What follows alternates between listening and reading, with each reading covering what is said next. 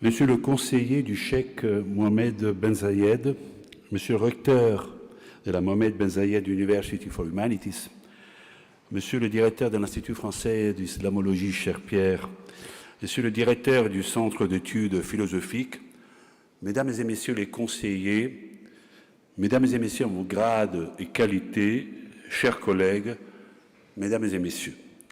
Lors de la première journée de présentation officielle de l'Institut français d'islamologie, ici même, dans le grand salon de la Sorbonne, le 22 novembre 2022, le président du conseil scientifique, le professeur Ali Amir Mouezi, avait prononcé un magnifique discours sur croyance, science et foi, qui peut être considéré comme la matrice scientifique intellectuelle du colloque que j'ai l'honneur d'ouvrir ce matin en tant que président de l'Assemblée générale de l'Institut français d'islamologie.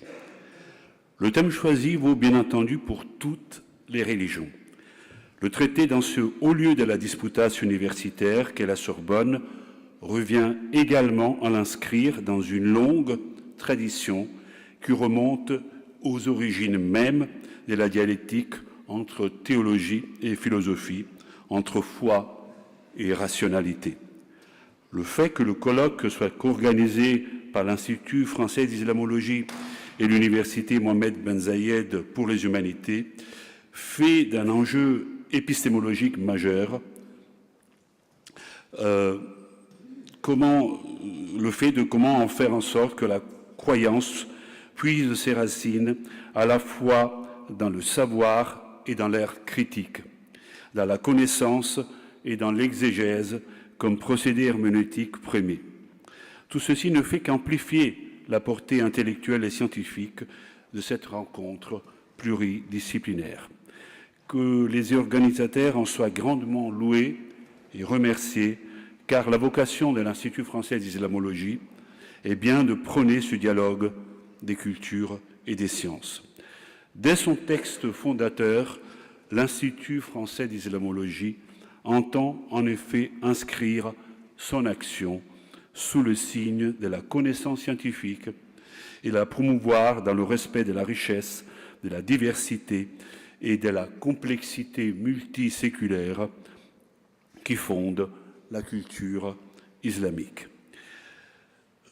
Ce sont donc 3 journées de conférences et discussions qui auraient intéressé au premier degré le médiéviste qui accompagne toujours le recteur, mais auquel le recteur ne pourra malheureusement pas assister, car son devoir le rappelle dès la fin de cette matinée dans sa région académique du Grand Est de la France. Mais le recteur n'empêchera pas le professeur de s'arrêter quelques instants sur le sujet qui sera au cœur de ces 3 journées.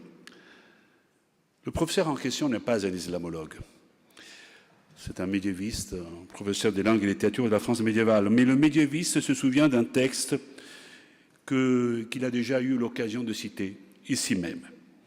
Il y a 8 siècles, l'un des plus grands théologiens médiévaux du christianisme, également inventeur et alchimiste, chacun aura reconnu dans ce portrait Albrecht von Bolstad, comparait dans son commentaire au prophète Joël les laïcs aux chiens. Je le cite, « Le froment est la nourriture spirituelle qui est proposée aux clercs et aux religieux. Mais l'orge, qui est grossier et âpre, désigne la doctrine grossière qui propose des similitudes corporelles. Elle doit être distribuée aux laïcs comme l'orge aux bêtes. » Les laïcs en question n'ont bien entendu rien à voir avec les citoyens de la République.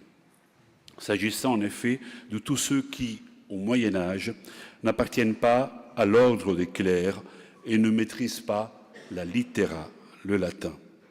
Il y a aussi à l'évidence une dimension ecclésiologique, aujourd'hui presque inaudible, dans ce commentaire âpre d'Albert le Grand, que les religieux ne partageraient sans doute plus. Mais comment oublier qu'au moment même où le maître de Thomas d'Aquin célébrait les vertus de l'élitisme clérical, d'une part, l'enseignement universitaire qu'il avait lui-même ouvert aux sciences grecques et arabes. D'autre part, les milliers de traductions de textes latins et grecs, ces dernières en particulier grâce à la médiation arabe, qui entre la moitié du XIIIe siècle et la fin du Moyen-Âge donne accès à presque tous les savoirs du passé connus à cette époque, était en train d'ensemencer une société, un monde, une culture nouveau.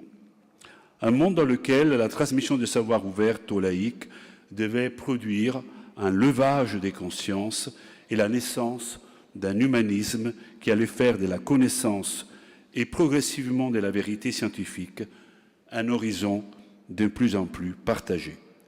La culture et la pensée moderne sont aussi nées de l'articulation entre copie, glose, traduction, translation. Elles doivent beaucoup, pour filer la métaphore, à la disputatio entre le froment des uns et l'orge des autres. L'histoire de l'islam et des transferts culturels connus et méconnus qui l'ont nourri et auxquels il a donné lieu nous apprend, entre autres choses, combien il est essentiel de cultiver à la fois les savoirs du passé et la dialectique entre acquis, nouvelles connaissances, modèles de civilisation et finalement contrat social. Croire aux bénéfices que la rencontre entre science, raison et société peut générer, c'est aussi croire que les germes de l'humanisme et de l'esprit critique pourront produire les défenses naturelles contre la haine. Et il est difficile de ne pas penser, pour moi, mais je pense pour vous tous en ce moment, aux événements tragiques qui se sont produits hier en Australie. Le déchaînement de la haine antisémite auquel nous avons assisté nous bouleverse et nous engage tous dans la défense des libertés, de toutes les libertés, y compris la liberté de croire. À toutes les communautés juives va la solidarité et le soutien ferme de l'État français.